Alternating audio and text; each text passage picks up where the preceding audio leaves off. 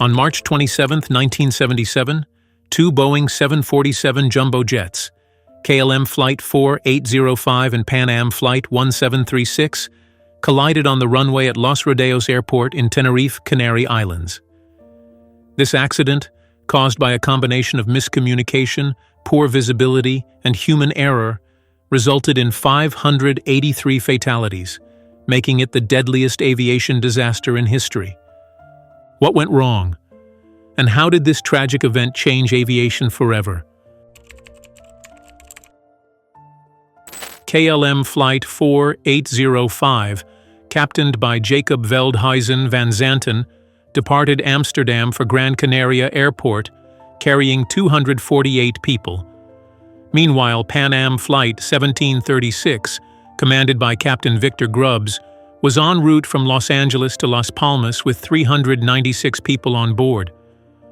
What no one has told the passengers is that the Canary Islands have their brand of local terrorists, and they are determined to get their independence from Spain, which actually owns the Canary Islands.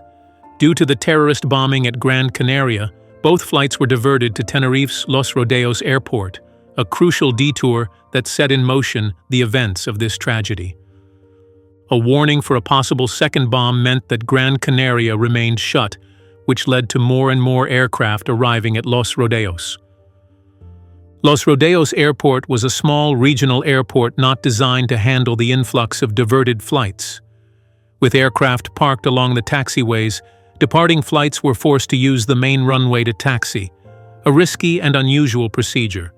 During their unexpected layover, KLM opted to refuel, adding weight and extending their takeoff distance. This decision would have devastating consequences. The Pan Am captain didn't want to land at Los Rodeos.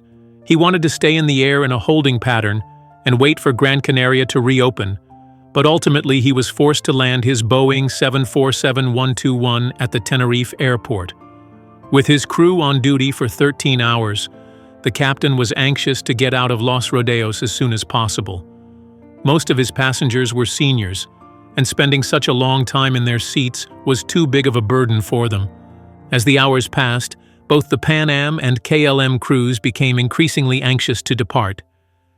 The delay had stretched longer than expected, and pilots were growing concerned about exceeding their duty hours, a strict regulation that limited how long they could legally fly without rest. When Gran Canaria Airport was finally cleared for flights to resume, Pan Am's crew prepared to leave. But there was one problem. KLM Flight 4805, which was parked in front of them, had begun refueling. This unexpected refueling delayed their departure even further. With every passing minute, the urgency increased. KLM's captain, Jacob Veldhuizen van Zanten, was under intense pressure to take off before exceeding his legally allowed duty time. If they missed the window, the flight would have to be postponed until the following day, causing major inconvenience to passengers and costing KLM significant money. Meanwhile, the weather took a turn for the worse. A thick layer of fog rolled over Los Rodeos Airport, drastically reducing visibility. Air traffic control had no ground radar, meaning they had to rely solely on radio communications to direct aircraft. Once the KLM refueling was complete, both planes were given clearance to taxi onto the runway. However, because the main taxiway was blocked by other parked aircraft, both the Pan Am and KLM 747s had to perform a back taxi maneuver, driving down the same runway they would later take off from, turning around at the end and then departing. This complicated process added confusion. The KLM aircraft taxied down the runway first, reaching the end of the strip and executing a 180-degree turn to prepare for takeoff. Meanwhile, Pan Am followed but was instructed to exit the runway at a specific turnoff, C3. However, due to poor lighting, dense fog, and inadequate signage, Pan Am missed the designated turnoff and continued further down the runway. The miscommunication began. KLM's crew radioed the tower. "We are now at takeoff position." Air traffic control responded, "Okay, Stand by for takeoff, I will call you." However, at this moment, another transmission came from Pan Am, reporting that they were still taxiing on the runway. Unfortunately, due to overlapping transmissions, the messages jammed each other and were unheard by both KLM and Pan Am crews. Critically, the most important phrase, "We are still taxiing on the runway," never reached KLM. Seconds later, KLM's first officer mistakenly repeated, "We are now at takeoff."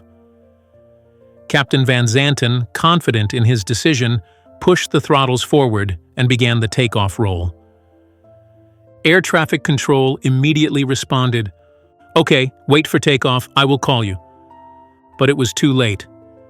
The KLM aircraft was already speeding down the fog-covered runway at full power. Just moments later, the Pan Am crew saw the lights of the KLM 747 hurtling toward them through the fog. "That son of a bitch is coming straight at us." Pan Am's captain, Victor Grubbs, shouted as the blinding landing lights of the KLM aircraft emerged from the thick fog. There was no time for hesitation. Grubbs slammed the throttles forward, desperately trying to turn the massive 747 off the runway. The Pan Am aircraft veered left, its tires skidding against the asphalt as it struggled to clear the path. At the same time, KLM's Captain Van Zanten saw the Pan Am jet at the last possible moment. He yanked the control column back, attempting to take off early. The aircraft's nose lifted off the ground, but the plane was too heavy due to the full fuel tanks. It hadn't reached the necessary speed to achieve full lift.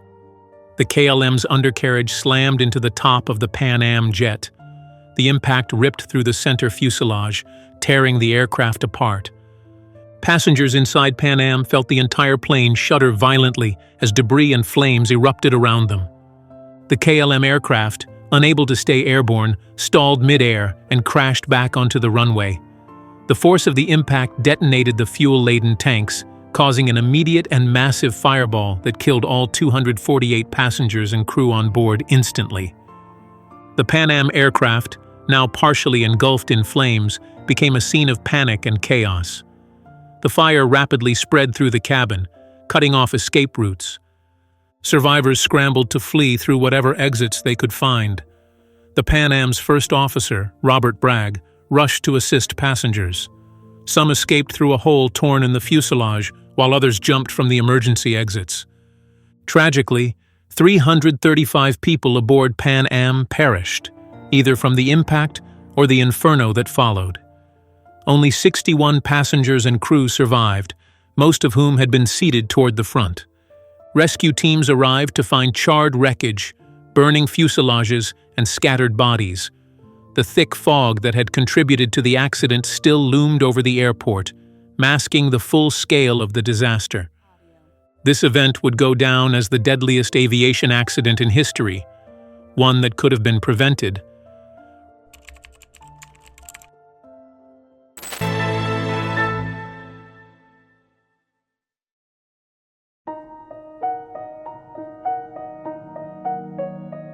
The KLM Jumbo swept out of the mist at more than 150 miles an hour and smashed into the Pan Am aircraft straddling the runway. The fog came in.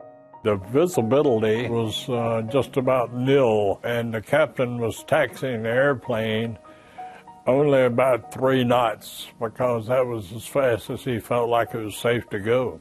The Pan Am aircraft was given permission to leave the stand and to head down the taxiway to a takeoff point. Now, the Pan Am pilot says that he was told to proceed down the main runway and to leave the main runway and back onto the taxiway at the next junction. He was never able to do that because that was the point of impact. We looked up and saw him coming down the runway at us. I saw his landing lights shaking, and that's how I knew he was moving.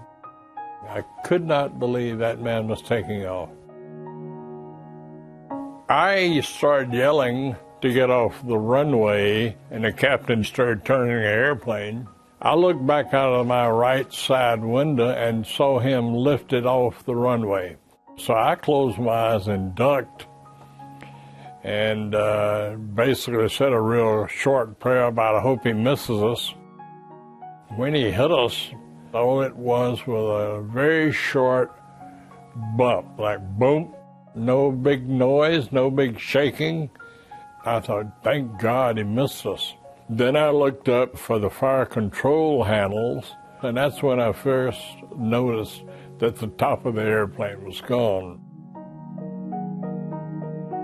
So I jumped to the ground, which it was 48 feet from the cockpit floor to the ground. And I thank the Lord I hit on some grass.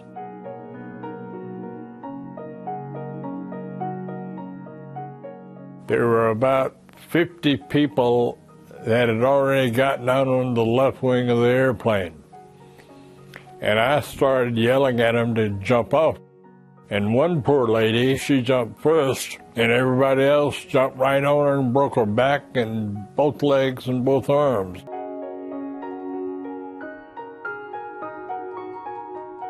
We only had like 65 that got out of our plane altogether.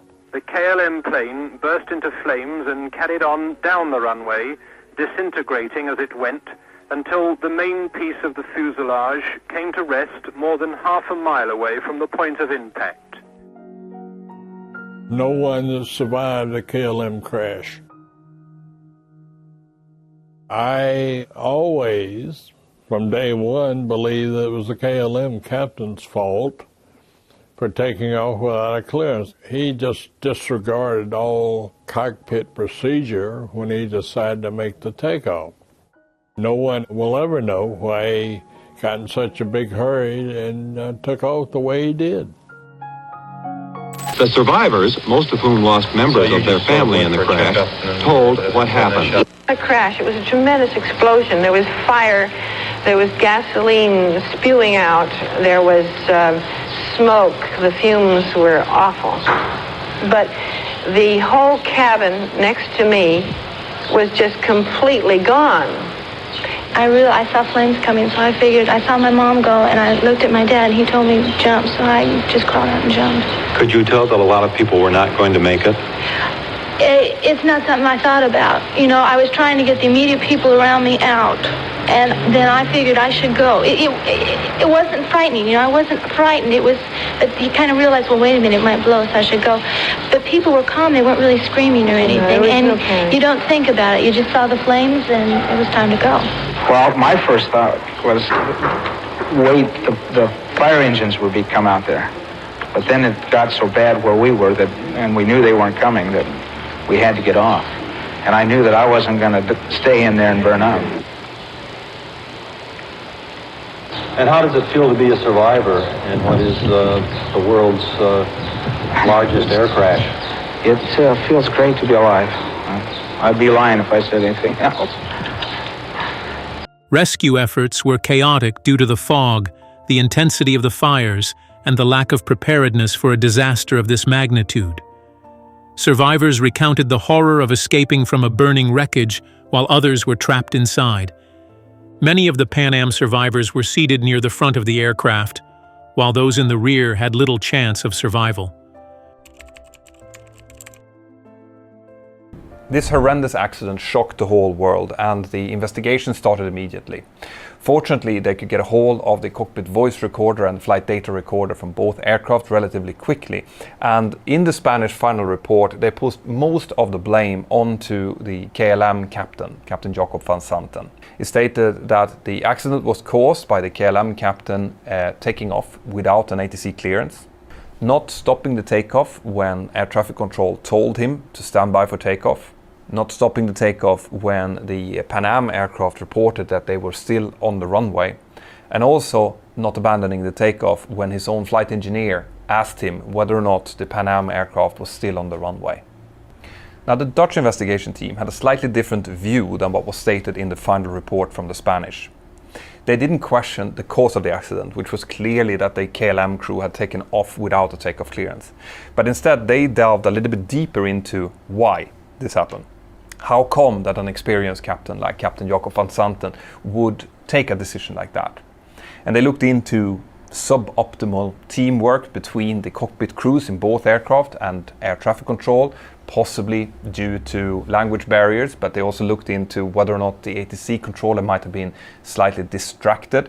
There was some noise indicated on the ATC tapes that would have indicated that the controller might have been potentially looking at a football game at the same time. They also looked into the psychological factors that could have influenced the crew in the KLM cockpit to have taken the decisions that they took. Now, I know that a lot of the stories, movies, videos and books that has been made about this horrendous accident has focused a lot of attention on the power distance in the cockpit of the KLM jet between the very experienced training captain, Captain Jacob van Santen, and his first officer, Meurs.